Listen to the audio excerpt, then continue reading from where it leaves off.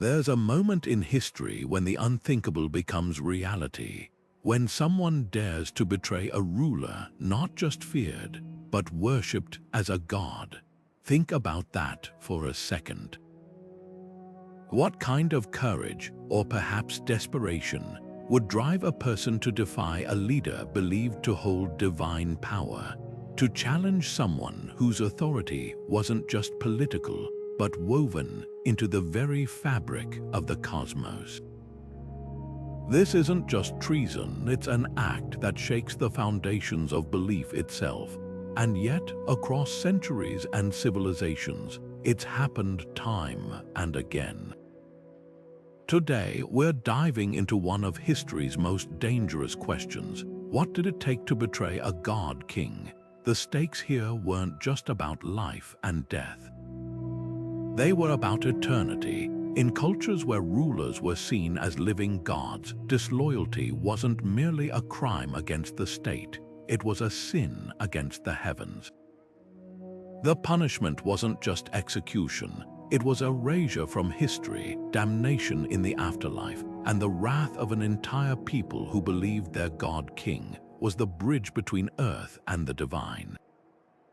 So what kind of person would risk that? Was it ambition, revenge, or something deeper? A flicker of doubt that maybe, just maybe, the god-king wasn't so divine after all.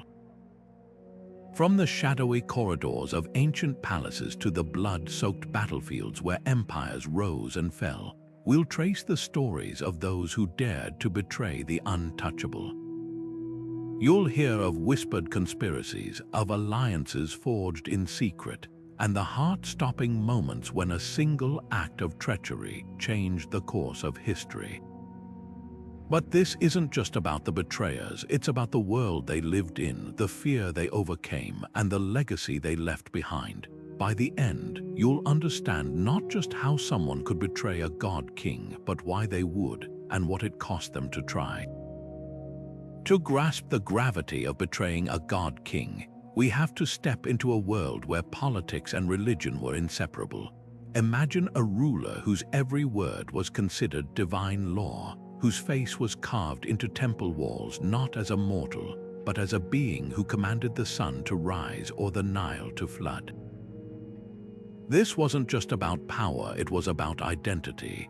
In societies like ancient Egypt, the pharaoh wasn't merely a king. He was the earthly embodiment of Horus, the falcon-headed god who ruled the skies. To challenge him wasn't just foolish, it was to risk unraveling the very order of the universe. The Inca took this idea even further.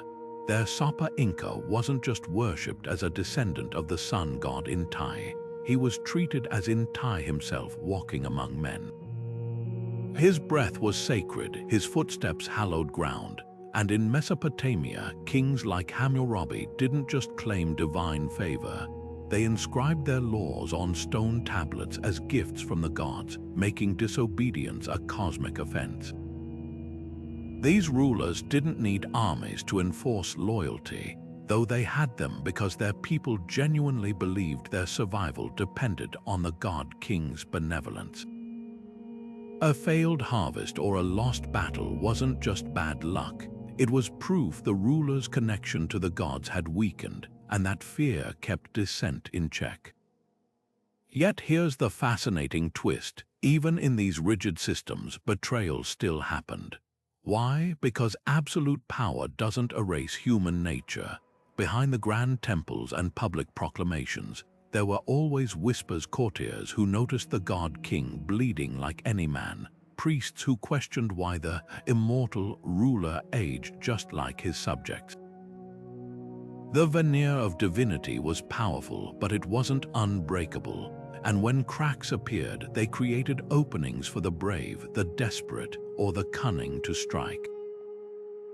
The real surprise isn't that these betrayals occurred, it's that anyone dared at all. To understand what drove someone to betray a ruler considered divine, we have to step into their world, not just the physical one of palaces and politics, but the psychological landscape where belief and rebellion collided. Picture a courtier kneeling before a pharaoh, hands trembling not just from fear, but from the weight of a forbidden thought. What if he's just a man? That flicker of doubt could be deadly, or it could be the spark that changed history. Ambition was often the first whisper in a betrayer's ear. Take the assassination of Amenemhat I, the Egyptian pharaoh whose own guards turned on him. These weren't outsiders, they were men who'd stood close enough to see the sweat on his brow, the fatigue in his eyes. Their knives weren't just tools of murder, they were answers to a question. If he bleeds like us, why should he rule like a god? Yet ambition alone rarely explains such acts. It was the gamble of a lifetime, a wager that the rewards of power outweighed the risk of cosmic retribution. Then there's desperation, the kind that gnaws at loyalty until it snaps. When Qin Shi Huang's advisors conspired against him, it wasn't just about personal gain. The first emperor's paranoia had turned lethal. His quest for immortality came with executions and terror. Those who turned against him weren't just schemers, they were men backed into a corner, choosing certain death now over slow annihilation later. Desperation reshaped their calculus. Defy a god-king and you might die. Stay silent and you definitely would. But the most fascinating betrayers were the true believers, those who thought they were saving their people from a false god. In the Inca Empire, where dissent was nearly unthinkable, whispers still spread when a Sapa Inca's reign brought famine or defeat. Was the god-king failing because the gods abandoned him, or had he never been divine at all? For some, betrayal wasn't treason, it was duty, a return to order, a rescue. History rarely paints these figures as heroes or villains, but as something far more human, flawed, fearful, and fiercely convinced they were right. Whether driven by ambition, survival, or something like faith, they shared one trait: the audacity to look at a god and see a man, and in that moment the world trembled. The most dangerous betrayals didn't come from distant enemies or rebellious peasants. They simmered in the inner sanctum, among those who dined with the god-king and whispered in his ear. These were the advisors who shaped his decrees, the generals who commanded his armies, the family members who shared his blood. They enjoyed privileges beyond imagination, yet their proximity gave them something far more dangerous: clarity. Day after day, they saw the mortal behind the myth, the exhaustion after a long ceremony, the indecision masked by oracles, the human flaws carefully hidden from the public. And that knowledge became a weapon waiting to be drawn. Consider Julius Caesar, who famously ignored warnings about the Ides of March. His assassins weren't faceless rebels, they were senators he'd pardoned, rewarded, even loved. Brutus wasn't just a traitor, he was a son figure whose betrayal cut deeper because it came wrapped in intimacy. Caesar's mistake wasn't underestimating his enemies, it was overestimating the loyalty bought by favors. In the shadow of absolute power, gratitude often curdles into resentment. Those lifted highest have the farthest to fall, and sometimes they strike first to avoid the plunge. The Mughal emperors understood this paradox too well. Their courts were labyrinths of loyalty tests and poisoned gifts. When Aurangzeb overthrew his father, Shah Jahan, it wasn't a sudden coup, it was the climax of years of calculated trust building and erosion. The very feasts meant to celebrate unity became stages for betrayal, because in a world where the ruler was divine, the only threats came from those permitted to stand close enough to kneel. But why would those who benefited most risk everything? Because absolute power doesn't just corrupt the ruler, it destabilizes everyone around him. A god-king's favor is fickle. Today's favorite advisor could be tomorrow's sacrifice to appease the gods.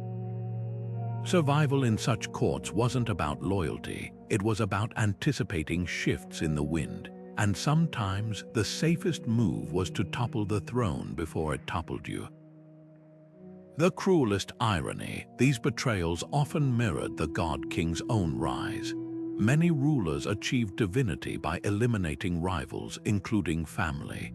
When your power comes from being the last one standing, you teach your inner circle a brutal lesson. Divinity isn't inherited, it's taken. And in that lesson lay the seeds of your downfall. The most powerful god kings didn't rely on fear alone to secure loyalty. They wove it into the fabric of faith itself through sacred oaths and public rituals. These weren't mere formalities, they were spiritual shackles designed to make betrayal unthinkable. Take the Aztec blood oaths, where nobles and warriors would pierce their tongues or ears, letting their blood fall onto strips of bark paper as they swore allegiance to Huitzilopochtli's living representative, the emperor.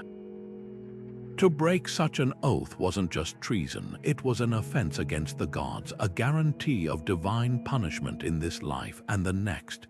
The message was clear: disloyalty wouldn't just kill you, it would damn you. In China, the mandate of heaven worked differently but just as powerfully.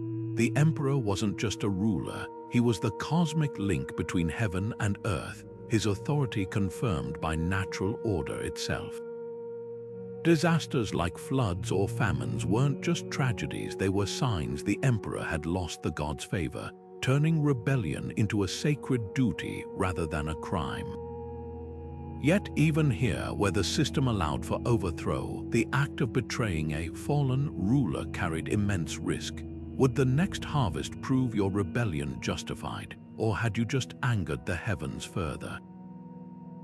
But here's the paradox: these very rituals meant to cement loyalty sometimes gave betrayers their loopholes. When the Inca general Quisquis turned against the Sapa Inca Atahualpa, he didn't frame it as betrayal, he called it correcting a broken covenant. Atahualpa's defeat by the Spanish had shattered the illusion of invincibility. If the god king couldn't protect his people, was he still divine? The oath-breakers' brilliance lay in reframing their actions as fulfillment of sacred duty, not violation. Others exploited the fine print of faith. In ancient Egypt, conspirators against Ramses III used the pharaoh's own mythology against him. The trial records reveal their chilling defense. If the gods truly protected him, how had their plot nearly succeeded? The unspoken implication: maybe the gods had allowed it, and then there were the quiet rebellions, not dramatic coups, but slow erosion. When Zhou dynasty nobles stopped performing the required ancestral rites for their king, it wasn't outright treason, but a calculated signal: we no longer believe. Without the rituals binding them, the mandate of heaven crumbled. The genius of these systems was their ability to make betrayal feel like sacrilege. But the genius of the betrayers, making sacrilege feel like salvation. The punishment for betraying a god king wasn't just death, it was a spectacle of suffering designed to echo through generations. In Assyria, conspirators against King Ashurbanipal didn't merely lose their lives. Their skin was peeled from their bodies and draped over city walls like gruesome banners. The message wasn't just for the living, it was for the dead too. Without intact bodies, these traitors couldn't enter the afterlife. Their souls would wander eternally, cursed by gods and men alike. And the horror didn't stop there. Families were erased, children executed, names chiseled from records, homes salted so nothing could grow. A betrayer didn't just forfeit their future, they obliterated their past. Rome refined this cruelty into an art form with damnatio memoriae, the condemnation of memory. When senators plotted against emperors like Domitian or Commodus and failed, their statues were toppled, their faces scratched from frescoes, even their coins melted down and recast. Historians were ordered to rewrite events as if the traitors never existed. Imagine the psychological torment knowing that if your gamble failed, every trace of your existence would vanish, as if you'd never drawn breath. Your grandchildren wouldn't even know to curse your name. Yet against this backdrop of unimaginable risk, people still conspired. Why? Because some fates were worse than oblivion.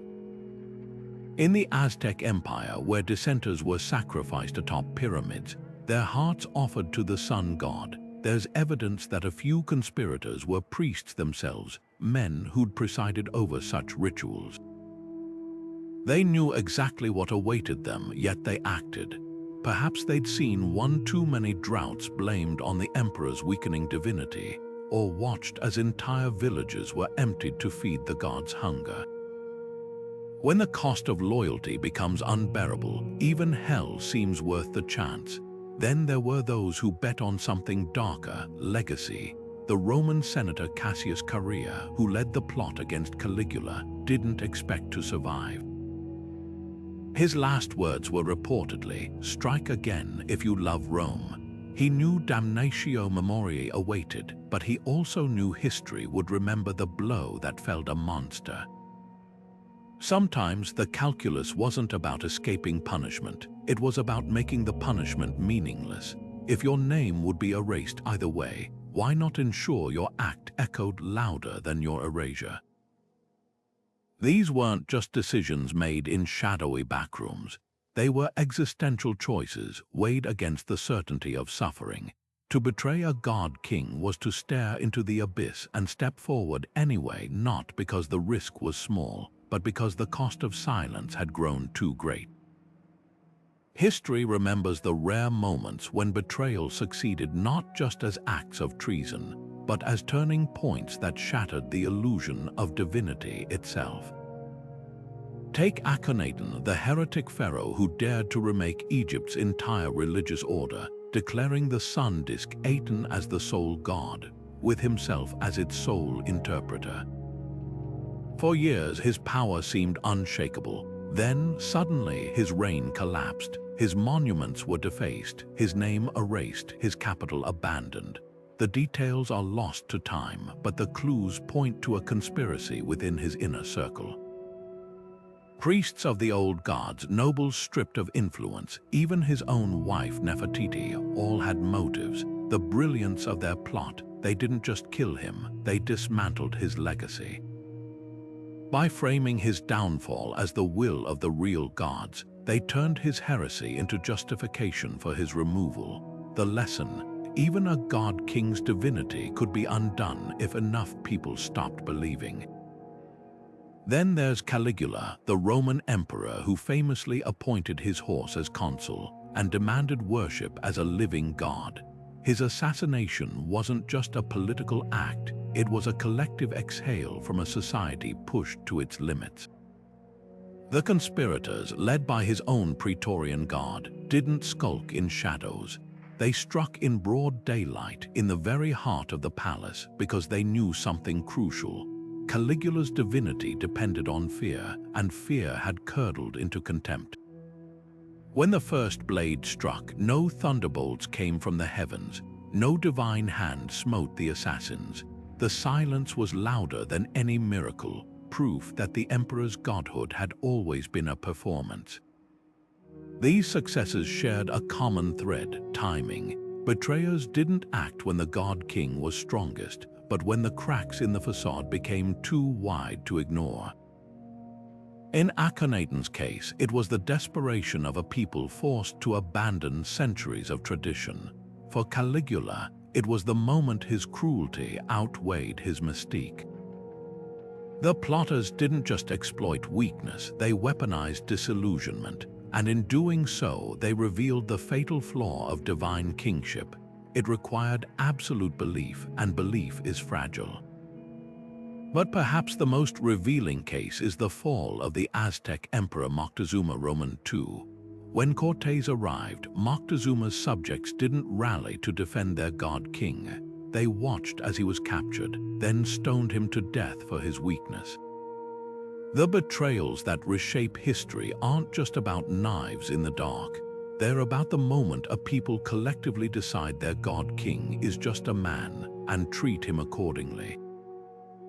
When a god-king fell, the world didn't just lose a ruler, it lost its axis. Imagine the terror of waking up to a sky without the sun, because in societies where the leader was the divine, his downfall wasn't just political, it was cosmological. The first cracks always appeared in the rituals. Priests would hesitate mid-chant, unsure which name to invoke. Farmers would neglect temple offerings, whispering, if the gods let him fall, why should we pray? And in the silence of those unanswered prayers, chaos rushed in. Power vacuums became breeding grounds for competing truths. In Egypt, after Akenaten's overthrow, the old gods were hastily reinstated, but nothing could undo the existential shock. For decades, artists had chiseled Aten's rays, ending in tiny hands cradling the pharaoh's name.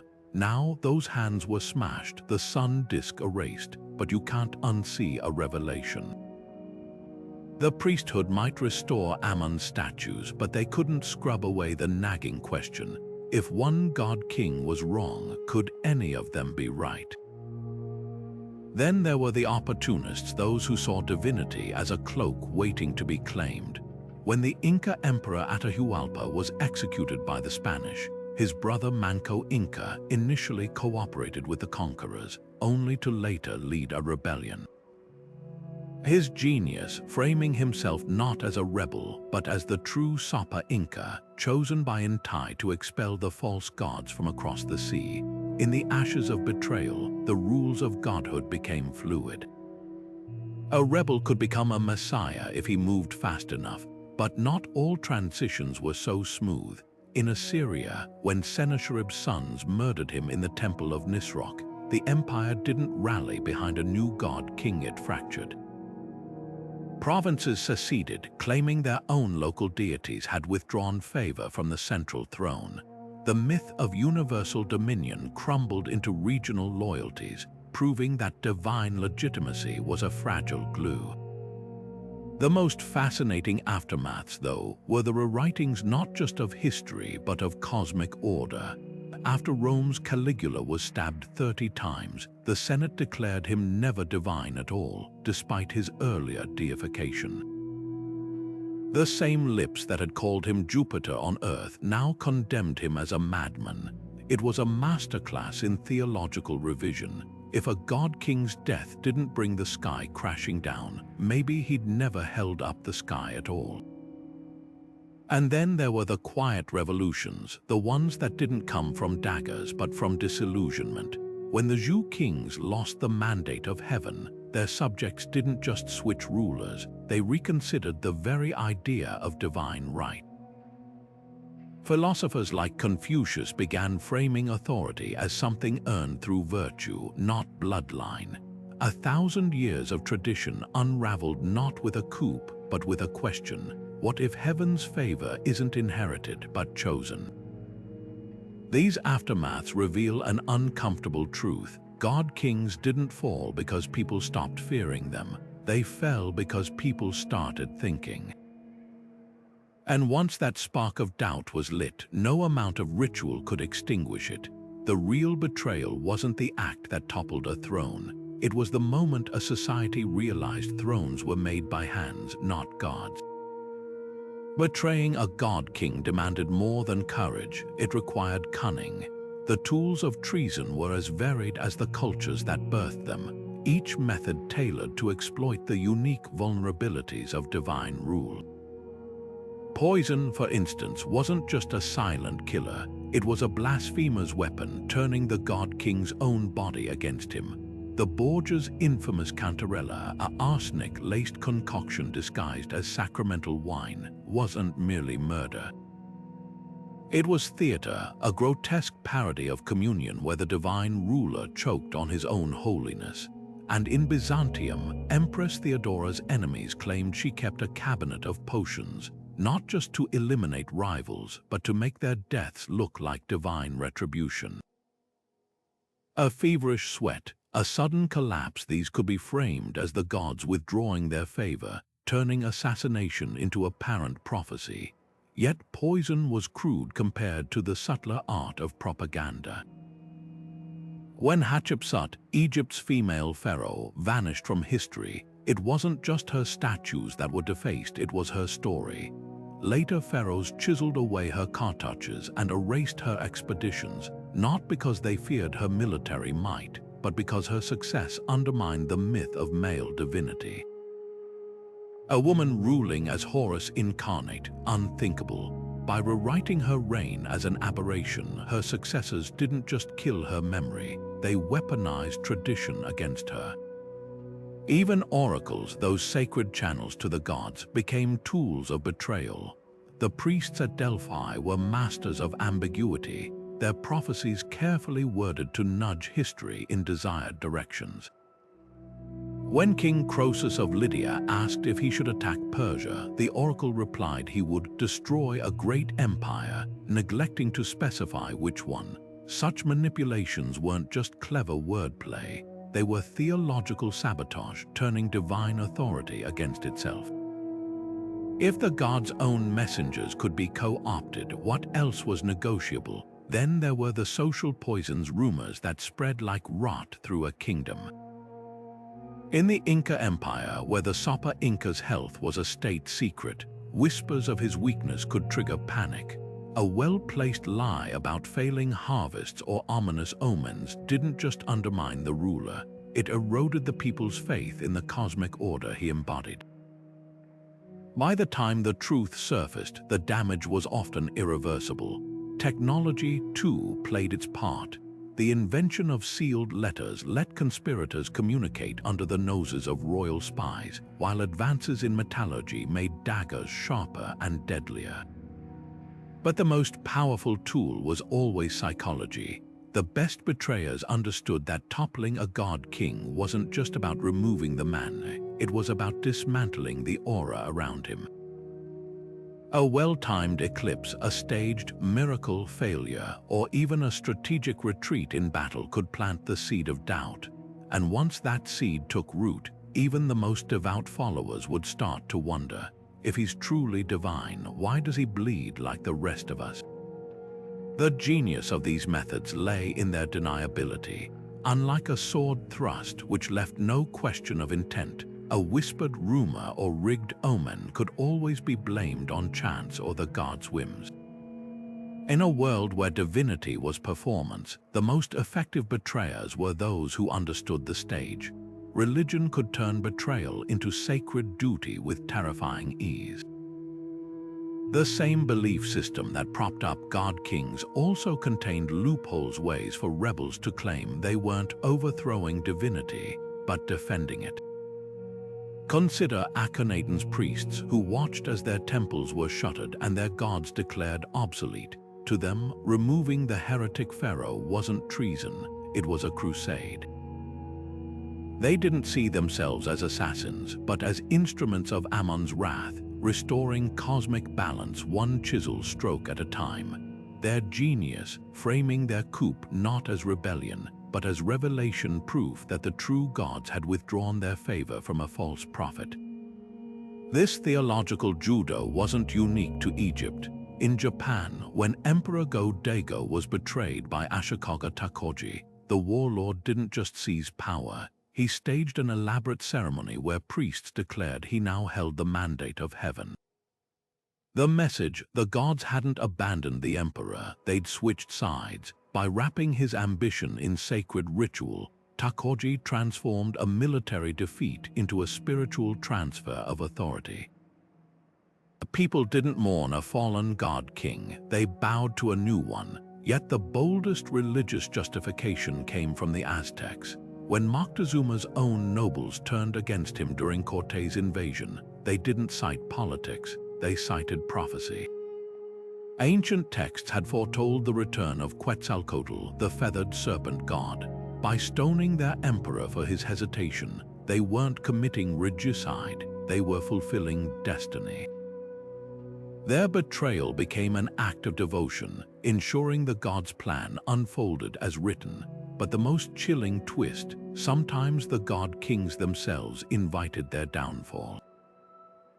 Roman emperors like Nero and Caligula didn't just demand worship, they staged elaborate scenes where senators played supplicants, groveling before them as living deities.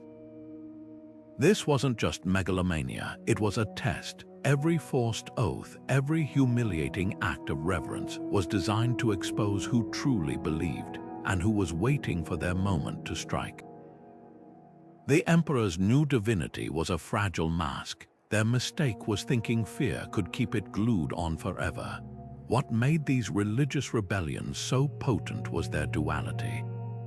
A priest could kneel before a god-king one day and lead his murder the next, all while believing himself righteous, because in the end, the most dangerous betrayers weren't those who rejected faith, they were those who weaponized it. They understood a profound truth. If you could convince people heaven wanted a king dead, even the divine became disposable. History books often paint the courts of god-kings as arenas of male ambition, but behind the throne, women wielded power with lethal precision. Take Ankhesenamun, the young queen of Tutankhamun's court. When her husband died mysteriously, she didn't mourn. She wrote to the Hittite king, begging him to send a prince she could marry. A desperate plea for stability, or a calculated move to sideline the Egyptian generals circling her throne, the Hittite prince was murdered en route and Ankhesenamun vanished from records.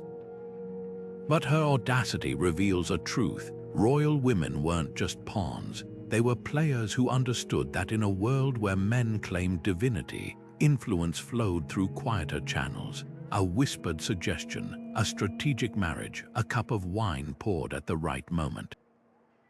Cleopatra mastered this game. While history remembers her romances, her real genius was turning seduction into statecraft. When her brother husband Ptolemy XIII threatened her claim, she didn't raise an army. She aligned with Julius Caesar, bearing him a son to cement her legitimacy.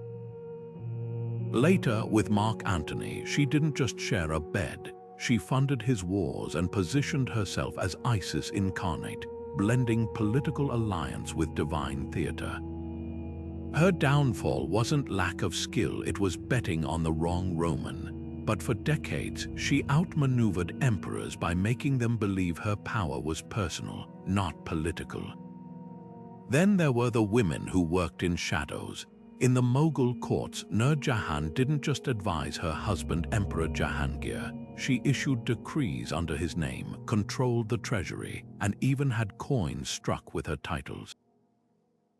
When Jahangir's health failed, she ruled outright, proving that the most effective coups weren't always violent.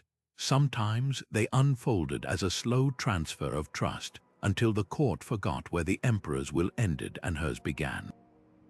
But the darkest legends cling to women like Locusta, Nero's personal poisoner. Hired to eliminate his stepbrother Britannicus, she perfected toxins that mimicked illness, turning meals into murder weapons. Unlike male assassins, her gender made her invisible, a servant, not a threat. That underestimation was her sharpest tool. These women faced double stakes. Failure meant not just death, but infamy. A man who betrayed a god-king might be called ambitious. A woman would be branded monstrous. Yet they acted anyway, not despite the patriarchy, but by exploiting its blind spots.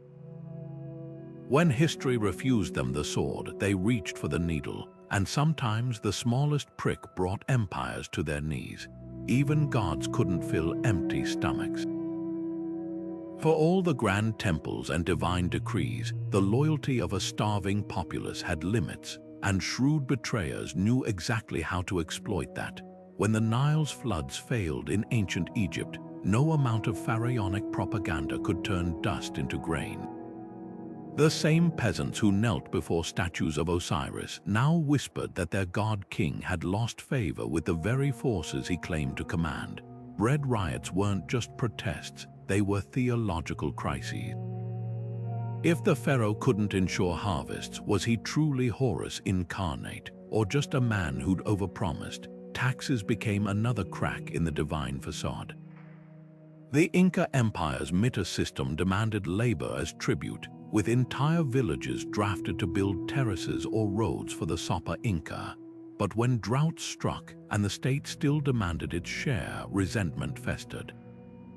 A god king who took the last potato from a child's bowl wasn't divine, he was a thief with a crown.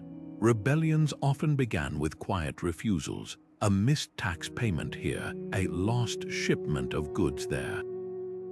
By the time the emperor noticed, his warehouses were half empty, and his enforcers found themselves outnumbered by subjects who decided hell was preferable to hunger. Then there were the elites who turned betrayal into profit. In Mesopotamia, merchants conspired to hoard grain during shortages, selling it back to the palace at inflated prices. When the king cracked down, they funded his enemies not out of principle, but because rebellion was good for business. The gods might punish greed in the afterlife, but gold weighed heavier in the present. Even Hammurabi's famous code, with its divine endorsements, couldn't stop traders from smuggling silver out of the empire when tariffs grew too steep. The most revealing cases, though, were the god kings who bankrupted themselves trying to maintain the illusion. Pharaoh Amenhotep III covered Egypt in gold-plated statues while his people starved, convinced display alone could sustain his divinity. It worked until the gold ran out, and his own priests realized the treasury was as hollow as his promises. When the high priest of Ammon led a coup, he didn't bother with theological arguments. He simply opened the empty coffers and asked, what kind of god lets his own temples go hungry? Money had a way of making divinity negotiable. A starving farmer might still fear the gods, but he'd trade eternity for a loaf of bread. A merchant might praise the king's holiness right up until a rival kingdom offered better tariffs, and when the taxes outweighed the blessings, even the most devout began to wonder. If their god-king couldn't provide, maybe he wasn't a god at all. The moment a society begins questioning its gods is the moment its rulers should tremble. Cultural shifts didn't just chip away at the divine right of kings. They shattered it, often in ways no army or assassin ever could.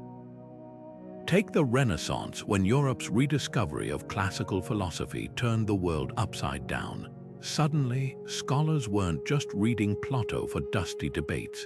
They were absorbing a dangerous idea that rulers derived power from reason, not heaven. When the Medici bankrolled artists to paint popes and princes as mortal figures, flawed, sweating, human, they weren't just funding art. They were quietly dismantling the divine aura that had shielded rulers for centuries. But the most seismic shifts came from unexpected places. Montezuma II's reign should have been unshakable. He commanded an empire where the Sapa Inca's word was literally the voice of the sun god. Yet when Spanish ships appeared, his people didn't rally behind him. They watched as he hesitated, then turned on him. Why? Because Cortés didn't just bring muskets, he brought doubt. The Aztecs had prophecies about Quetzalcoatl's return, and here were pale men from the sea, riding beasts like mythical creatures. Moctezuma's fatal mistake wasn't military, it was theological. By failing to act decisively against these gods, he revealed his own uncertainty, and in that hesitation, his divinity crumbled. The Enlightenment struck even deeper. Philosophers like Voltaire didn't just mock divine kings, they exposed the machinery behind the magic. When Louis XIV declared, "Elate at c'est moi, I am the state," it was the pinnacle of god-king rhetoric. A century later, Enlightenment thinkers reframed it as delusion. Their pamphlets circulated in coffeehouses, pointing out the obvious. If kings were truly divine, why did they bleed like butchers? Why did their children die of smallpox? The answer was simple: they weren't gods, they were men with good PR. Even indigenous reforms played their part. In Hawaii, when King Kamehameha II overthrew the kapu system, the sacred laws that had governed every aspect of life, he didn't do it quietly. He staged a public feast where men and women ate together, breaking the most fundamental taboos. The priests waited for lightning to strike the blasphemers. None came. With that single meal, Kamehameha proved the old gods either didn't care or didn't exist. His betrayal wasn't of a person, but of an entire cosmic order. What made these cultural shifts so deadly to god kings was their irreversibility. You can execute a rebel, but you can't unprint a book. You can silence a dissenter, but you can't erase the sight of a king trembling before a comet he claimed to command.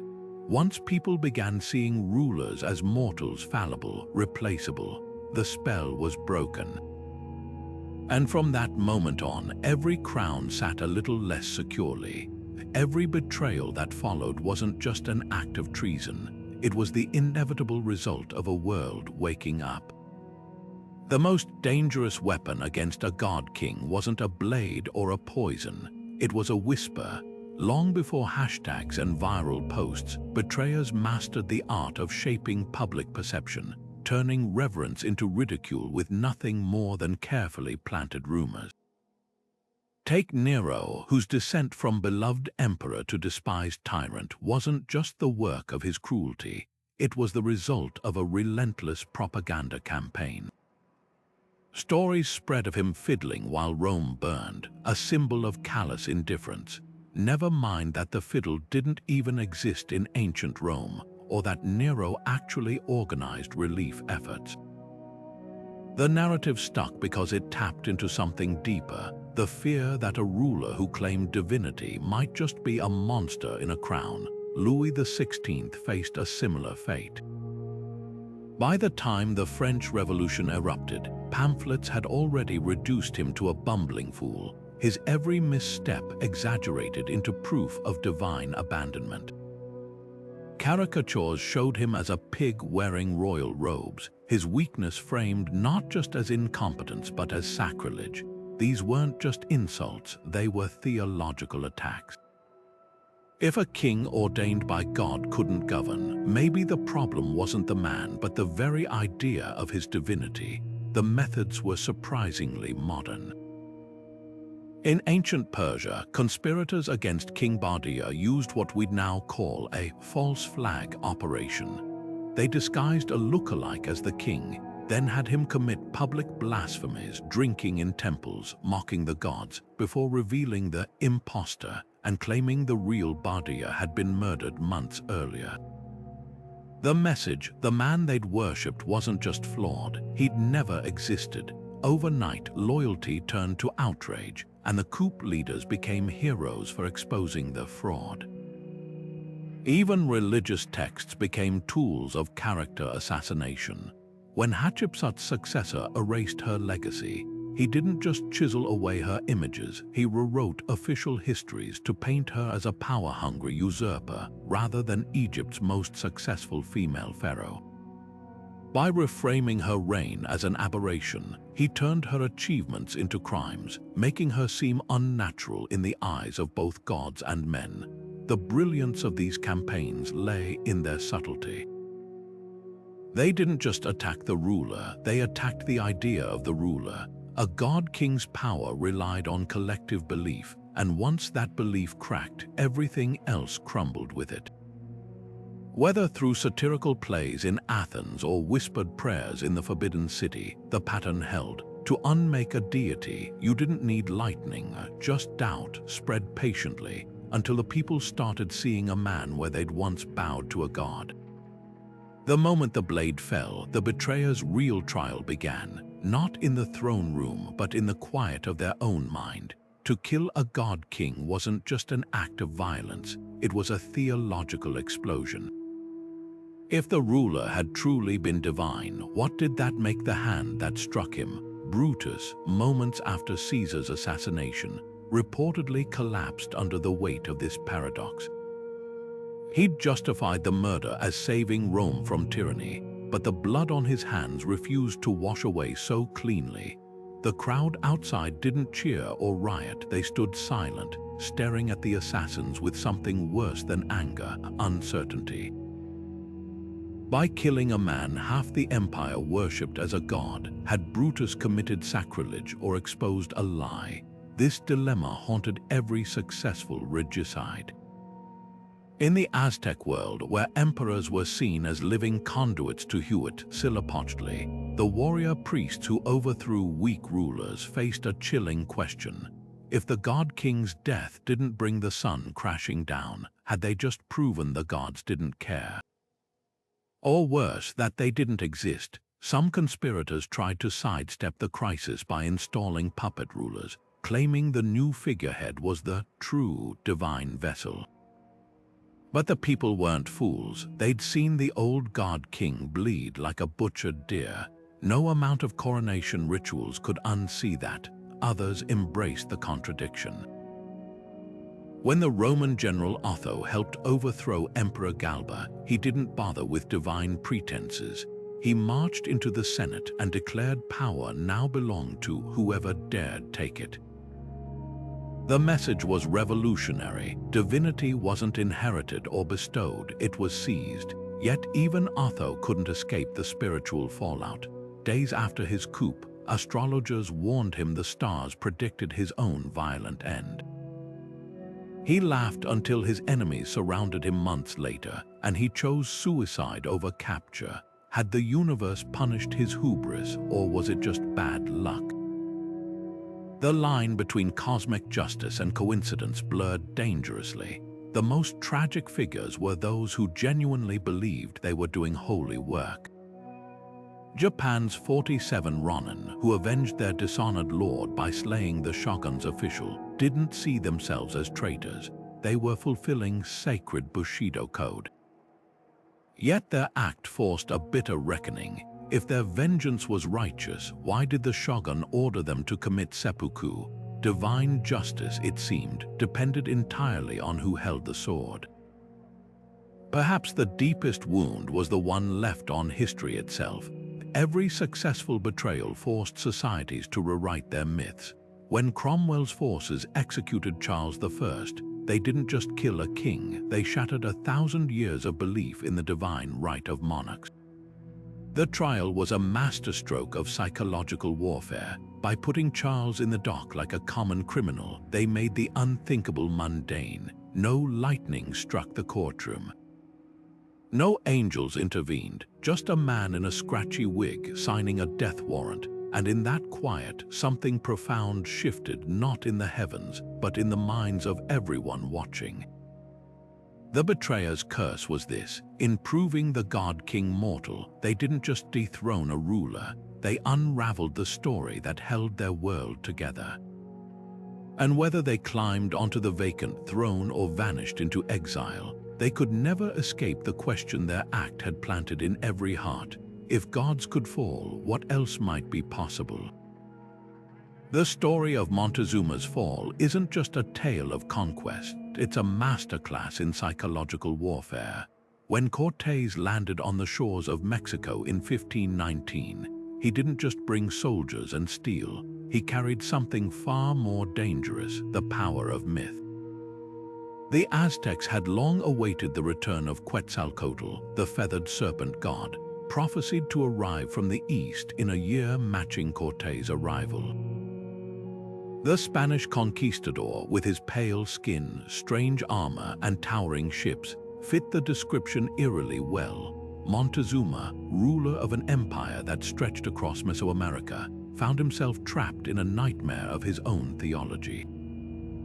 Was this stranger a god, an omen, or something worse? His hesitation would cost him everything. For centuries, historians painted Montezuma as a weak leader, paralyzed by superstition and betrayed by his own people. But newer archaeological evidence tells a messier story. The Florentine Codex, a 16th century document written by Aztec scribes under Spanish supervision, reveals hints of a power struggle already tearing through Tenochtitlan before Cortés ever arrived.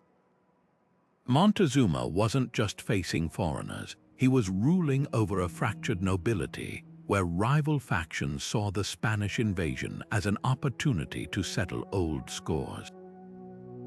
When Montezuma welcomed Cortés into the city, perhaps as a diplomatic gesture, perhaps out of genuine uncertainty, his enemies seized their moment. The emperor's own priests and generals began whispering that his inability to act proved he'd lost the favor of the gods. Then came the massacre at the Great Temple.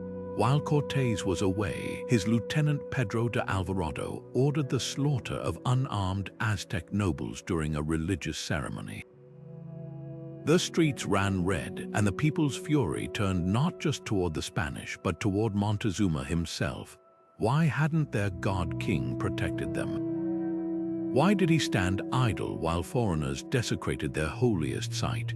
When Montezuma tried to calm the crowd by appearing on a balcony, they pelted him with stones, an unthinkable act of defiance. Within days, he was dead, whether by Spanish hands or his own people's rage. We still don't know for certain. But here's the twist: the betrayal narrative might be a colonial invention. Recent studies of indigenous accounts suggest Montezuma wasn't passively surrendered by his people, but actively overthrown by a faction that saw collaboration with the Spanish as their best chance for survival. The Tlaxcalans, longtime enemies of the Aztecs, had already allied with Cortés, and dissident Aztec nobles likely made similar calculations. In their eyes, Montezuma's downfall wasn't treason, it was realpolitik. The real betrayal may have been Cortés' own when he broke every promise of diplomacy and unleashed slaughter. The tragedy of Montezuma lies in this duality. He wasn't just toppled by outsiders, he was caught between collapsing worlds. His faith in the old gods left him vulnerable to manipulation, while his subjects' desperation made them ruthless. And in the end, the greatest myth of all was the one the victors wrote, that a handful of Spaniards brought down an empire alone. The truth was far darker. Empires don't fall by sword alone, they rot from within, weakened by doubt, until even the loyal start asking, what if the gods we serve are already dead? The daggers that struck Julius Caesar on the Ides of March didn't just kill a man, they pierced the fragile boundary between mortal and divine. Because here's the twist: Caesar wasn't yet a god when he fell, but his assassins ensured he became one. The Senate's decree deifying him just 2 years after his death transformed Brutus's famous stab from political assassination into something far darker, an act of deicide. The conspirators had hoped to save the Republic by killing a tyrant. Instead, they birthed a god and cursed themselves as cosmic criminals. Look closer at the scene in Pompey's theater that day. Caesar wasn't just surrounded by enemies, he was encircled by men he'd spared, promoted, even loved. Brutus, rumored to be his illegitimate son; Cassius, pardoned after fighting against him; Decimus, who dined at his table hours earlier. Their betrayal wasn't just personal, it was performative. The conspirators didn't slink in shadows, they dragged Caesar into the light, ensuring the Senate watched as they collectively plunged their blades. This was theater with a message: no single man bears this guilt, we all do. A brilliant strategy until the crowd didn't cheer as expected. The silence that followed was louder than any scream. What the assassins underestimated was Rome's hunger for divinity. Caesar's corpse hadn't even cooled before miracles were attributed to him. A comet blazed overhead during his funeral games, the Sidus Iulium, or Julian star, interpreted as his soul ascending. Temples erected in his honor displayed inscriptions proclaiming to the unconquerable god. Even his killers couldn't escape the paradox they'd created. Brutus's coins minted during the Civil War bore the inscription Id Ma Ides of March beneath 2 daggers, a boast that backfired. Instead of celebrating liberation, they memorialized the moment a god was murdered. The cruelest irony: Caesar's deification sealed the Republic's fate. By making his killers deicides, Augustus could frame his revenge as holy war. When he defeated Brutus and Cassius at Philippi, it wasn't just a military victory, it was cosmic justice. The new temples to Divus Julius became pilgrimage sites, their altars stained with the blood of sacrificial bulls and perhaps the lingering guilt of a people who'd allowed their god to bleed. But the most fascinating question isn't whether Brutus killed a god. It's whether he knew he was creating one. Caesar had already flirted with divinity, accepting statues inscribed to the demigod and rumors of his descent from Venus. The Senate's deification decree may have been inevitable, meaning the conspirators didn't just fail to save the Republic. They handed Caesar the one thing he'd never fully claimed in life: immortality. Centuries later, Dante would place Brutus in the lowest circle of hell, eternally chewed in Satan's jaws alongside Judas, not for treason but for sacrilege. In the end, the daggers of the Ides of March did more than kill a man. They proved a terrifying truth: sometimes the surest way to make a god is to murder one. Akenaten's reign should have been immortal. He'd reshaped Egypt's entire spiritual landscape, banished the old gods, and declared the sun disk Aten the one true deity, with himself as its sole interpreter. For 17 years, his revolution held. Then, suddenly, it all collapsed. His capital was abandoned, his statues smashed, his very name chiseled from temple walls. The traditional explanation paints this as a religious counter-revolution, with vengeful priests of Ammon erasing the heretic king. But modern forensics suggest a darker possibility. Akenaten didn't just fall from power. He was betrayed from within, possibly murdered, and his death covered up so thoroughly we're still piecing it together 2,600 years later. Start with the body, or rather, the lack of one. Despite decades of searching, Akenaten's mummy has never been conclusively identified. The most promising candidate, found in Tomb 55 in the Valley of the Kings, tells a grim story. The skeleton shows signs of violent trauma: a massive head wound, broken ribs, and limbs snapped post-mortem. Even more telling, the cartouches containing his name were systematically hacked away, not by grave robbers, but by someone with intimate knowledge of royal burial practices. This wasn't just vandalism, it was damnation. In Egyptian belief, erasing a name denied the sole passage to the afterlife. Whoever defaced that tomb didn't just want Akenaten dead, they wanted him erased. Then there's the timing. Akenaten's reign ended abruptly around year 17, with no record of illness or natural death.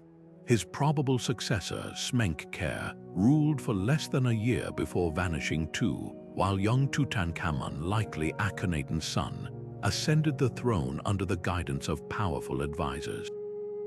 The speed of this transition reeks of a coup, and the advisors tutoring Tutankhaten, as he was first called, were the very men who'd later force him to change his name to Tutankhamun and restore the old gods. Coincidence or proof that Akhenaten's inner circle had been waiting for their moment? The most damning evidence comes from Amarna, Akhenaten's purpose-built capital. Archaeologists found hastily dug mass graves containing dozens of young men with brutal head injuries and bound hands, clearly executed, not buried with proper rites. Were these the pharaoh's loyal guards slaughtered in a purge? Nearby, the Royal Records Office was burned, its clay tablets deliberately shattered. Someone didn't just kill Akhenaten's revolution, they tried to erase its paper trail. But the ultimate betrayal may have been familial. Nefertiti, Akhenaten's famously powerful queen, disappears from records around the same time. Some scholars believe she briefly ruled as co-regent under the name Neferneferuetan before vanishing. Was she complicit in her husband's fall, or another victim? A recently discovered carving shows a figure thought to be Nefertiti striking a bound enemy, a pose usually reserved for pharaohs. Was this proof she'd seized power, or a desperate attempt to hold it? The answer died with her. The greatest mystery isn't who betrayed Akhenaten, it's how many did. His generals saw an army weakened by neglect, his priests a spiritual vacuum, his nobles a treasury drained by his building projects. even the common people, forced to abandon centuries of tradition, may have turned on him. In the end, Akenaten's downfall wasn't just about theology. It was about a ruler who forgot the first rule of god-kings: divinity requires believers. And belief, as his successors knew all too well, can be withdrawn as quickly as it's given. Long before history recorded its first regicide, mythology was already wrestling with the explosive question of what happens when mortals, or even other gods, dare to challenge divine rulers. Take Loki, the Norse trickster whose betrayals weren't just acts of mischief but cosmic disruptions. When he orchestrated Baldur's death, he didn't just murder Odin's beloved son, he shattered the unspoken rules of Asgard's divine order. The gods had believed themselves untouchable, bound by sacred oaths and blood bonds. Loki's betrayal proved that even in the realm of gods, loyalty was negotiable. What makes these myths so chilling isn't their fantastical element, it's how closely they mirror the very human betrayals of earthly god-kings. The Mahabharata takes this idea even further. In its sprawling epic of dynastic war, the Pandavas' struggle against their Kaurava cousins isn't just a battle for territory, it's a theological crisis. The god King Duryodhana, convinced of his own invincibility, breaks every code of Dharma to maintain power. His downfall comes not from armies but from his own hubris, as even his divine allies abandon him. The message is clear: divinity isn't a permanent state, it's a contract, and when a ruler violates its terms, the gods themselves may turn executioner. These stories did more than entertain, they shaped cultures. In ancient Greece, the tale of Kronos overthrowing his father Uranus wasn't just a creation myth, it was a cautionary tale about the cyclical nature of power. If even the primordial sky god could be castrated by his own son, what hope did mortal kings have? This myth didn't just explain the world, it gave permission to question authority. When real-world Greeks later deposed tyrants, they weren't just committing politics, they were reenacting sacred narrative. The most fascinating betrayals in mythology are the ambiguous ones. In the Babylonian Enuma Elish, the young god Marduk slays the primordial Tiamat to create the world from her corpse. Is this a heroic act of creation or the ultimate patricide? The answer depends on whether you ask the conquerors or the conquered. This duality resonated in empires like Assyria, where kings cited Marduk's victory to justify their own brutal reigns until their subjects began rooting for the next underdog god in the cycle. What these myths reveal is a pattern deeper than any single culture. From the Aztec legend of Tezcatlipoca tricking the feathered serpent Quetzalcoatl into exile, to the Zulu tales of the sky god Umbilinkangi being challenged by mortal shamans, the stories all grapple with the same tension, the fragile line between reverence and rebellion. They served as psychological safety valves, allowing people to explore the unthinkable through metaphor before daring it in reality. The lesson for historians is profound. When we study real-world betrayals of god-kings, whether the assassination of Julius Caesar or the overthrow of Montezuma, we're not just analyzing political acts. We're witnessing myths collide with reality. The conspirators who plotted against these rulers had grown up on stories of gods being toppled. That narrative didn't just justify their actions, it scripted them. In the end, the most dangerous weapon against a god-king wasn't a dagger or a poison. It was a story that whispered, "It's been done before." The fear of betrayal left an indelible mark on the governments that followed the age of god-kings, not just in how rulers protected themselves, but in how entire systems of power were redesigned to prevent history from repeating.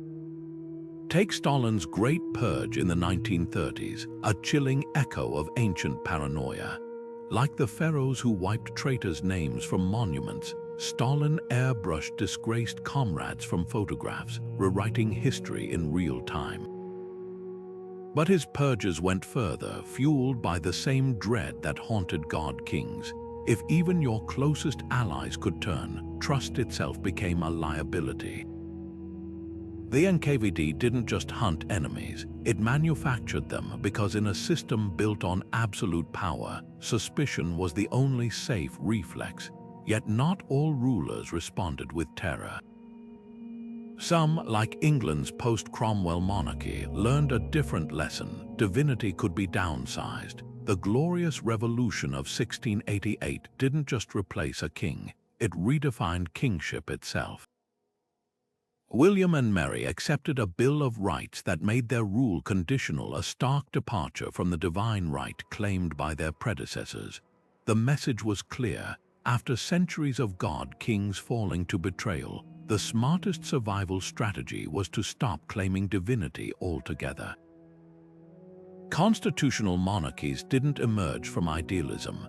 They were pragmatic adaptations to a world where the mystique of godhood had proven fatally fragile.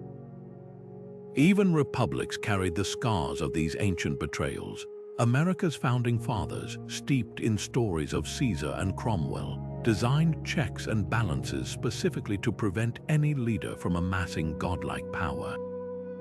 The presidential oath of office, a ritualized pledge, not a divine coronation, reflected this hard-earned wisdom. When George Washington refused a third term, he wasn't just being modest, he was breaking the pattern of rulers who clung to power until the knives came out. The Constitution's impeachment clause served the same purpose, a legal alternative to assassination, ensuring that no betrayal need be bloody to be decisive. The most profound legacy, though, lies in the psychology of power.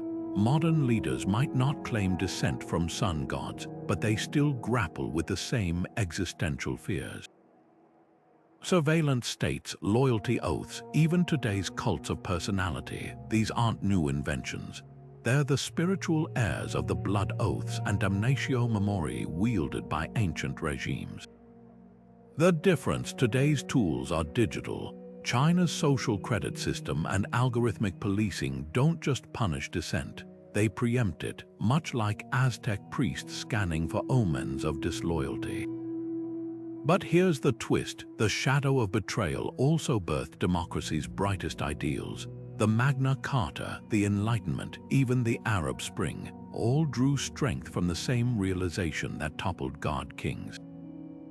Power unchecked by accountability invites its own destruction. The regimes that endured weren't those that eradicated betrayal, but those that made it unnecessary. Because when people can change rulers without bloodshed, they don't need daggers in the Senate or stones in the town square. They need only a ballot. The ghost of god kings lingers every time a leader confuses loyalty with fear or mistakes their office for omnipotence, because history's clearest lesson isn't about how traitors act, it's about why, sooner or later, they always dare. The psychology of betraying a god king isn't confined to ancient history. It echoes through modern power structures where leaders demand absolute devotion. Consider cult leaders like Jim Jones or Charles Manson, who wielded control so complete their followers would kill or die on command. These weren't monarchs with divine bloodlines, but they crafted the same illusion of infallibility. When Jones ordered the mass suicide at Jonestown, it wasn't just obedience at work. It was the culmination of a system where dissent meant exile, and exile meant spiritual death. The betrayal that finally toppled him came not from outsiders, but from defectors like Congressman Leo Ryan, whose investigation pierced the cult's isolation. Like ancient courtiers whispering doubts about a pharaoh's mortality, these escapees exposed the man behind the myth and shattered the illusion holding the system together. Corporate empires reveal similar patterns. Elon Musk's turbulent reign at Twitter, now X, mirrors the God-King dilemma in startling ways. when executives who'd once praised his visionary genius began leaking concerns about erratic decisions, they weren't just breaking NDAs, they were committing secular heresy. Musk's response purges reminiscent of Assyrian kings with sudden firings and public humiliations. Yet each dismissal fueled more dissent, proving an old truth. Absolute power doesn't eliminate betrayal, it incentivizes subtler forms. The modern equivalent of damnatio memoriae plays out in deleted Slack channels and revoked stock options, but the dynamics remain unchanged. When loyalty is enforced rather than earned, even the inner circle starts hedging their bets.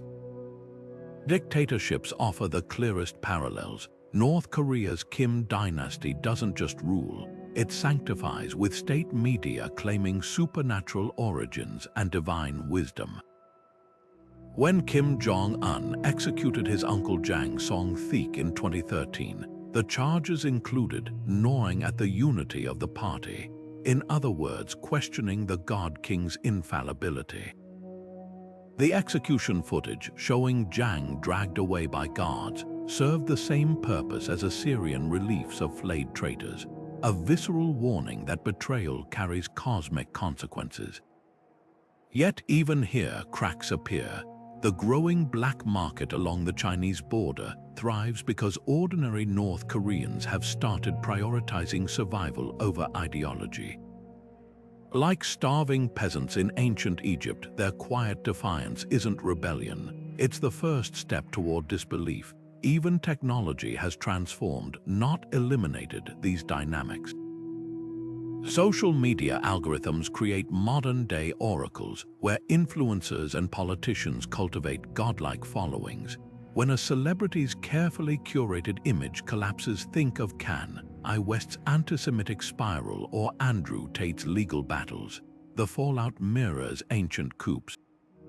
Devoted fans become disillusioned acolytes, rewriting their idol's legacy in real time. The speed is new, the pattern is ancient.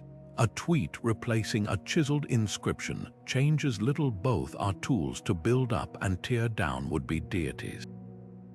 The through line across these examples: power that demands worship inevitably breeds betrayal.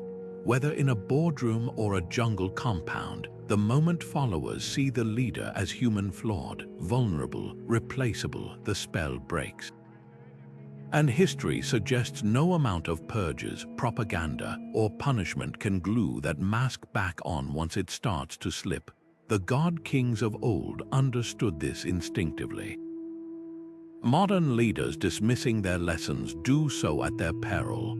Beneath the dust of centuries, new secrets are coming to light, not through ancient scrolls or grand monuments, but in the subtle traces left behind by history's most audacious betrayals.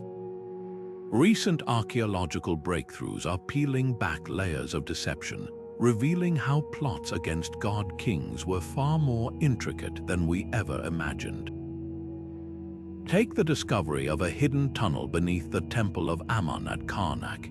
Initially dismissed as a drainage system, laser scans revealed something far more sinister. A narrow passage leading directly to the pharaoh's private chambers, its walls scorched with soot from torches carried in haste. This wasn't infrastructure, it was an assassin's highway, proof that even the most sacred spaces weren't immune to treachery. Then there's the forensic revolution rewriting the story of Ramses III's murder. For years, his mummy showed no obvious wounds, fueling theories of natural death until modern CT scans exposed a hidden horror. A deep slash across his throat, carefully concealed beneath burial wrappings, matched ancient trial records describing a harem conspiracy. Even more chilling, the presence of a severed toe in the wound, likely hacked off during the struggle and left as a grisly signature. Science didn't just confirm the betrayal, it preserved the panic of that final moment, frozen in time beneath layers of linen. Letters once thought mundane are now betraying their secrets too. In the ruins of Mari, a Mesopotamian city-state, archaeologists unearthed clay tablets inscribed with seemingly bland trade agreements. But multispectral imaging revealed earlier text scraped away, messages in code between disgruntled governors, their plans erased when the plot failed. One phrase survived the scraping: when the god king next bathes in the river, followed by a broken list of names. The missing words, likely instructions for an ambush during the ruler's ritual purification, a time when gods traditionally stood at a distance. Chemical analysis is exposing Betrayal's tools as well.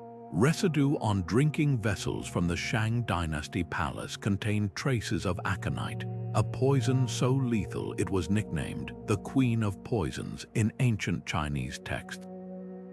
The kicker, the toxin was mixed with honey, a sweetener favored by the king but rarely used by his staff. This wasn't a random act, it was a murder tailored to the victim's tastes, a detail only an insider would know. Perhaps the most haunting discoveries come from the Inca Empire, where knotted quipu cords served as record-keeping devices. Researchers recently decoded a set once thought to track grain supplies, finding knots arranged in patterns matching oral histories of a coup against the Sapa Inca. The colors told the story: black for betrayal, red for blood, gold for the usurper's new crown. What was once dismissed as myth now stands as a woven confession, preserved in thread instead of ink. These findings do more than rewrite history, they humanize it. Behind every X-ray scan of a fractured skull or spectral image of a palimpsest, we're glimpsing the faces of conspirators who moved through shadows, their stories buried by time but not erased. The god kings may have claimed divinity, but science keeps revealing the same truth. Their betrayers were flesh and blood, leaving traces as mortal as their ambitions. And in those traces, we find history's most enduring lesson: no throne, no matter how exalted, is ever truly safe. The question of whether betrayal could ever be righteous, especially against a ruler claiming divine mandate, has haunted philosophers and rebels alike for millennia. Confucius argued that heaven itself withdrew favor from unjust rulers, making rebellion not just permissible but a moral duty. John Locke, centuries later, would echo this in his two treatises of government, framing the overthrow of tyrants as a natural right. But these intellectual justifications collide with a brutal reality. When the tyrant in question isn't just a man but a living god, the stakes transcend politics. They become cosmic. Consider the paradox faced by those who plotted against Egypt's Akenaten. By attacking his radical monotheism, were they defending the true gods or clinging to outdated traditions? The priests who orchestrated his fall likely saw themselves as preservers of cosmic order, not traitors. Their knives weren't just weapons, they were instruments of theological correction. Similarly, when Roman senators assassinated Caligula, they didn't frame it as murder. They called it sacratio, a ritual purification of the state. The brilliance of their spin lay in flipping the script. The real sacrilege wasn't killing the god, but allowing his madness to corrupt Rome's sacred institutions. Yet for every philosopher justifying revolt, there were cautionary tales. The Hindu Arthashastra, a manual for rulers, warned kings that even divine status couldn't protect them from the consequences of misrule. But it also taught conspirators that failed rebellions invited apocalyptic retribution. This duality reveals the heart of the ethical dilemma. If rebellion against a god-king succeeded, was it proof the gods sanctioned it, or merely that power had shifted hands? The Aztecs grappled with this after stoning Moctezuma. His failure to repel the Spanish wasn't just political incompetence, it was divine abandonment. By their own logic, his people didn't betray him, they enforced heaven's verdict. The tension between duty and self-preservation sharpened in courts where dissent meant damnation. Byzantine emperors, styling themselves as Christ's viceroys, executed rebels with crucifixions mimicking Christ's. a grotesque irony where the divine ruler reenacted the sacrifice while punishing those who challenged him. Here, theology became a trap. If the emperor was God's chosen, opposing him was blasphemy. Unless, as Locke later theorized, the ruler first broke his covenant with heaven by tyrannizing his people. Modern ethics frames this as a question of human rights, but ancient betrayers faced a starker calculus: risk eternal torment or let suffering continue. When Haitian slaves revolted against French colonizers who claimed Christian divine right, they didn't just seek freedom. They reclaimed their own gods from Vodou, turning the moral hierarchy upside down. Their rebellion was spiritual as much as political, proving that even the most entrenched divine authority could be toppled when the oppressed decided heaven had switched sides. The most unsettling lesson isn't that god-kings fell, but why some betrayals are celebrated while others are cursed. Brutus is damned in Dante's Inferno, yet the conspirators who killed Caligula are remembered as heroes. The difference lies not in their methods, but in whose stories survived. History, it seems, doesn't judge the act of betrayal, only its success, and that may be the most terrifying moral of all. Some betrayals refuse to surrender their secrets, clinging to history like shadows at dusk, present but impossible to grasp. Take Alexander the Great's sudden death at 32, a mystery so tangled it sparked debates for over 2 millennia. The official record claims fever felled him in Babylon, but whispers of poison surfaced almost immediately. His own generals traded accusations, each with motive: Antipater, whom Alexander had planned to replace; Cassander, who later slaughtered his family; even his wife Roxana, suspected of ensuring her unborn heir would inherit uncontested. The intrigue deepens when you examine the symptoms: agonizing pain, paralysis, a slow decline, all hallmarks of strychnine or arsenic. But here's the twist: Alexander's body allegedly didn't decompose for days, a detail his supporters cited as proof of his divinity. Was this a miraculous sign, or evidence his corpse was preserved to hide toxins that would have degraded visibly? The truth rots with his lost tomb, a puzzle wrapped in gold and time. Then there's Jayavarman VII, Cambodia's warrior king who transformed Inca into a glittering Buddhist empire. His reign was monumental, his death and aftermath strangely opaque. Unlike other Khmer rulers entombed in towering temples, Jayavarman's final resting place has never been found. Archaeologists have scoured Angkor-Thom's labyrinthine corridors and deciphered inscriptions praising his divinity, but his body vanished. Some speculate his successors, eager to erase his Mahayana Buddhist reforms, disposed of him secretly. Others believe his remains were hidden to protect them from rival factions, or even spirited away by devotees awaiting his reincarnation. The most tantalizing theory: his tomb lies beneath the West Barre Reservoir, deliberately flooded to guard it. Modern ground-penetrating radar hints at vast structures underwater, but the murky depths keep their secrets. It's as if the earth itself conspired in this betrayal, swallowing a god-king whole. Even the elements seem complicit in history's unsolved betrayals. The Siberian Ice Maiden, a tattooed noblewoman of the Pazyryk culture, was found with her burial chamber flooded and frozen, preserving her elaborate tattoos and last meal, but obscuring clues to her violent end. A shattered skull suggests murder, yet her lavish grave goods imply reverence. Was she a sacrificed priestess, a murdered queen, or something in between? The ice preserves but does not speak. These gaps in the historical record aren't just frustrations, they're invitations. Every missing body, every contested death, is a crack where doubt seeps in. Because when a god-king's fate can't be proven, it begs the question: if divinity couldn't protect them from obscurity, were they ever truly divine at all? The silence surrounding these betrayals is louder than any answer.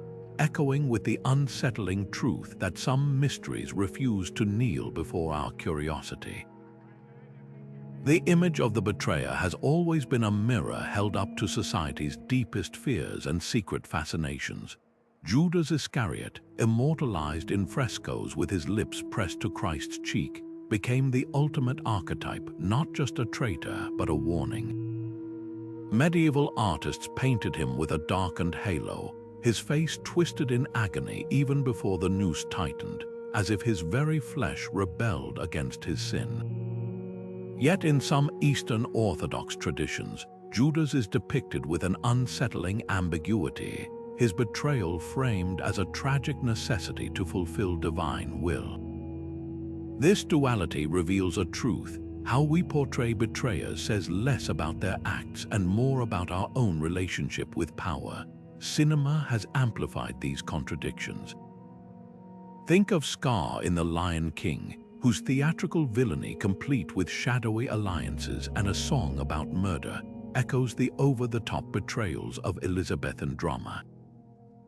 Contrast that with Game of Thrones' Petyr Baelish, a schemer so subtle his betrayals felt like natural consequences of the system. Both characters owe their roots to historical betrayers of divine rulers, but their portrayals reflect modern anxieties. Scar's flamboyant evil reassures us that traitors are easy to spot, while Baelish's realism whispers a darker truth. Betrayal often wears a friendly face. Literature takes this further.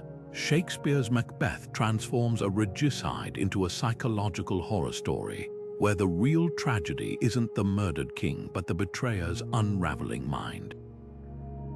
Lady Macbeth's famous sleepwalking scene, "Out, damned spot," isn't just guilt, it's the visceral recoil of someone who thought they could wash away divine blood. Compare this to the Mahabharata's Shakuni, whose betrayal of the god King Dhritarashtra is celebrated in some regional retellings as a righteous act against injustice. The same archetype flips from damned to heroic based on whose throne is toppled. Even body language tells a story. Ancient Egyptian reliefs show conspirators against Ramses III with their arms bound unnaturally behind their backs, not just restrained, but symbolically severed from their own actions. Aztec codices depict traitors with their hearts torn out mid-confession, forever frozen in the moment of exposure. These aren't neutral records, they're propaganda carved in stone, designed to terrify as much as inform. Yet some betrayers transcend condemnation. The legend of Brutus has been reinterpreted across centuries, from Dante's hell-bound sinner to the Enlightenment's Republican hero. Paintings like Jacques-Louis David's The Lictors bring to Brutus the bodies of his sons, reframe betrayal as patriotic sacrifice, the stern father choosing Rome over family. This evolution reveals a startling pattern. Yesterday's villain becomes tomorrow's freedom fighter when the god kings they challenged fall out of fashion. The most fascinating transformations happen when betrayal is gendered. Female betrayers like Delilah or the Norse goddess Freyja, who allegedly traded her husband's sacred sword for a necklace, are often sexualized, their treachery intertwined with seduction. Meanwhile, male traitors like Cassius or Borgias Caesar are framed as strategic masterminds. This double standard persists in modern retellings, where a woman's betrayal is personal, a man's political. Perhaps the ultimate irony lies in how these archetypes circle back to shape real history. When revolutionaries plotted against Louis XVI, they consciously modeled themselves after Roman liberators. When African leaders resisted colonial rule, they invoked the defiance of Shaka Zulu against British-backed rivals. Betrayal, it seems, is the only act where fiction and reality borrow from each other endlessly, a story that never tires of retelling itself, always searching for new meaning in the oldest of sins. Betraying a god-king was never just about power, it was about piercing the illusion that held entire civilizations together. These weren't mere coups, They were existential earthquakes, moments when someone dared to look at the face of a deity and see only a man staring back. The reverberations of those acts still echo today, not just in history books, but in the way we understand authority itself. Every time a society questions its leaders, every time a whistleblower steps forward, they're walking the same knife's edge as those ancient conspirators, weighing loyalty against truth, fear against justice. What makes these betrayals so chilling isn't their rarity, but their inevitability. Absolute power doesn't just corrupt, it isolates until even the most devoted followers start noticing the cracks. The pharaoh's limp, the emperor's paranoia, the way the oracle's prophecies always seemed to align with the treasury's needs. Sooner or later, someone would whisper the forbidden question, what if we've been worshipping a lie? And from that whisper grew the courage to act. Yet for all their drama, these stories hold an oddly hopeful lesson. No system, no matter how rigid, can fully suppress human doubt. Not forever, the god kings built their thrones on the belief that their divinity was unchallengeable, but history proved again and again that nothing is. The betrayers, whether heroes or villains, were proof that even the most entrenched power structures have weak points. Sometimes it took a knife in the Senate, sometimes a rumor in the marketplace, but the result was always the same. The world kept turning, and people realized they could imagine something new. So the next time you hear about a modern leader surrounded by sycophants, or a regime that claims infallibility, remember the god kings. Their reigns didn't end because their gods abandoned them. They ended because people stopped believing. And that's the most subversive truth of all. Divinity is a performance, and every performance needs an audience willing to suspend disbelief. When the applause stops, so does the magic. If these stories of courage, madness, and world-shaking betrayal gripped you, there's so much more to explore. From the poisoned courts of medieval Europe to the spy networks of ancient China, history is full of moments when someone dared to bend the arc of power. Hit subscribe and let's keep unraveling the past's most dangerous secrets, one audacious act at a